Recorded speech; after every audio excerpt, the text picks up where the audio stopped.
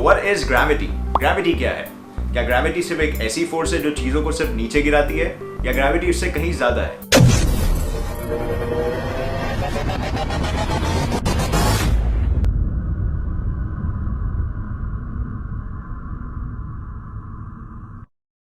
Hey guys, welcome to Get Set Fly. तो gravity एक ऐसी चीज है जो कोई भी दो ऑब्जेक्ट जिसके पास मास है उसको अट्रैक्ट करती है एक दूसरे की तरफ। तो सिर्फ मास तक ही लिमिटेड नहीं है, बल्कि कोई भी एनर्जी ग्रेविटी के थ्रू भी अट्रैक्ट हो जाता है। तो इस एनर्जी के बारे में हम बाद में बात करेंगे, बट उससे पहले आप आसपास देखोगे तो ग्रेविटी हर जगह है। इसका मतलब कि ग्रेविटी एक ऐसी चीज है जो हमको हर जगह पे इफेक्ट करती है। ग्रेविटी का सबसे बड़ा जो सबूत है वो हम ही है कि हम पृथ्वी पे कैसे खड़े हुए हैं स्थिर अपने पाँव पे।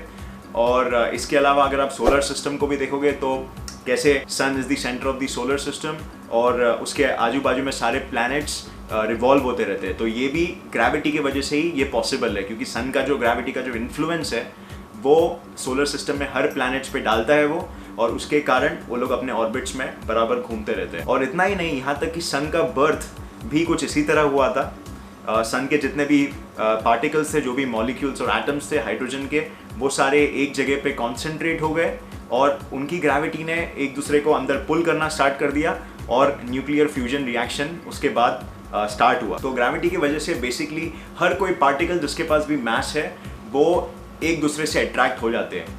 अभी ये पार्टिकल चाहे कितना भी छोटा हो, कोई इससे कोई रिलेशन नहीं है, बस सिर्फ इसके पास मास होना चाहिए। फॉर एग्जाम्पल, आप अट्रैक्टेड हो आपके चेयर से और आपका चेयर अट्रैक्टेड है आपसे ग्रेविटेशनली। और बेसिकली में यूनिवर्स में कोई भी चीज़ हो, वो हर कोई अट्रैक्टेड है एक दूसरे से ग्रेविटेशनली। एंड्रोमेडा गैलेक्सी में जो ब्लैक होल है 25 lakh light years away from us, तो वो भी हमसे अट्रैक्टेड है ग्रेविटेशनली और हम भी उससे अट्रैक्टेड है ग्रेविटेशनली। बट एक फैक्टर यहाँ पे आ जाता है और वो हो जाता है डिस्टेंस। हम उसके बारे में भी बात करेंगे। तो एक्चुअली हुआ ये था कि 17th सेंचुरी में आइजैक न्यूटन, उसके बारे में हम लोग ने सुना रहेगा, उसने एक्चुअली दो ऑब्जर्वेशंस किए थे और ये दो ऑब्जर्वेशन उसके बहुत फेमस हुए, जिसके ऊपर उसने फॉर्मूलेस भी बनाए। तो ये जो फर्स्ट ऑब्जर्वेशन जो था वो ये था कि ग्रेविटी का रेंज और ग्रेविटी का जो फोर्स है, जो उसका अट्रैक्शन पावर है, वो एक्चुअली डिपेंड करता है ऑब्जेक्ट के मास से। तो अगर ऑब्जेक्ट का मास ज़्यादा रहेगा तो वो ग्रेविटी का उसका पुल जो रहेगा वो काफ़ी ज़्यादा रहेगा। तो फॉर एग्जाम्पल जैसे सन हो गया, अभी सन का मास बहुत ज़्यादा है, वो कम से कम 99% ऑफ द सोलर सिस्टम है।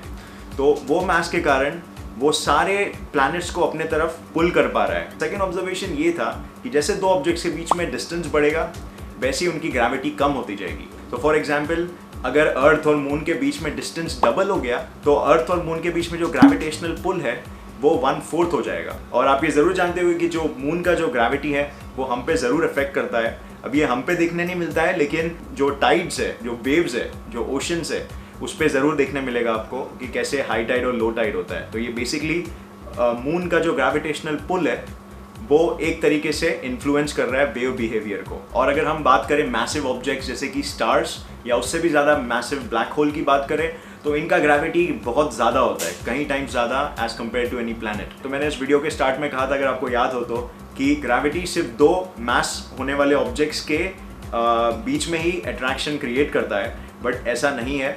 ग्रेविटी कोई भी एनर्जी को भी अट्रैक्ट कर सकता है एक मास वाले ऑब्जेक्ट की तरफ। जो एक रे ऑफ लाइट में जो पार्टिकल्स होते हैं, लाइट पार्टिकल्स, उसको फोटॉन्स बोलते हैं। तो फॉर एग्जाम्पल, अगर आप एक बीम ऑफ लाइट डाल दोगे सन के कवर्ड सरफेस से, तो वो बीम ऑफ लाइट अगर स्ट्रेट भी जा रहा होगा, सन का जो ग्रेविटी होगा वो उसको बेंड कर देगा अपनी तरफ। तो लाइट का जो पार्टिकल होता है फोटॉन, वो तो एक मासलेस पार्टिकल है, उसका कोई मास नहीं होता है। तो फिर भी gravity is capable of bending that object, मतलब अपना इन्फ्लुएंस ग्रेविटी वो ऑब्जेक्ट पे भी कर सकता है जिसके पास मास नहीं है लेकिन एनर्जी है। तो आज के लिए इस वीडियो में बस इतना ही। उम्मीद है आपको इस वीडियो से कुछ ना कुछ ज़रूर सीखने मिला होगा। ग्रेविटी के बारे में जान के आप लोगों को थोड़े क्वेश्चन ज़रूर आ रहे होंगे कि क्या रीज़न है कि ग्रेविटी ऐसा फोर्स क्रिएट करता है जिसके कारण ऑब्जेक्ट्स एक दूसरे के पास खींचे चले आते हैं। तो इसके पीछे क्या रीज़न होगा, ये क्वेश्चन ज़रूर आपको आ रहा होगा। तो इस क्वेश्चन के जवाब के लिए इसका नेक्स्ट एपिसोड देखना मत भूलिए।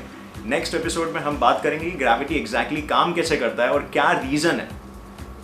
ये ऐसा कोई मैजिक नहीं है या ऐसा कुछ नहीं है कि इसके पीछे कोई रीज़न नहीं है, बस सिर्फ ये है ऐसा। इसके पीछे एक वैलिड रीज़न है जो कि आइंस्टाइन ने प्रूव किया था और उसके बारे में हम नेक्स्ट वीडियो में बात करेंगे।